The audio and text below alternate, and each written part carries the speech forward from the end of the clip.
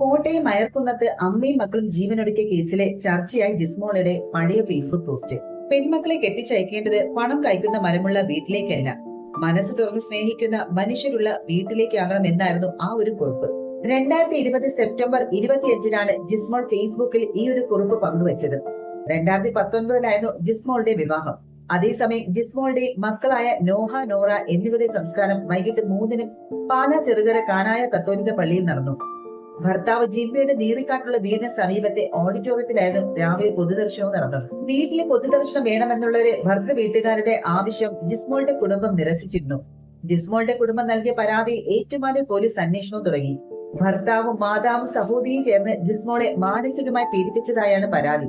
ചൊവ്വാഴ്ചയാണ് കോട്ടയം നീറിക്കാട് തൊണ്ണൂമാവുങ്കൽ ജിമ്മിയുടെ ഭാര്യ advocate Jismol Thomas, മക്കളായ നേഹ, നോറ എന്നിവരെ ഏറ്റുമാനൂർ പേരൂർ പള്ളിക്കുന്ന് പള്ളിക്കടവിൽ നിന്ന് മീനച്ചിലാറിൽ ചാടി ജീവനൊടുക്കിയത്.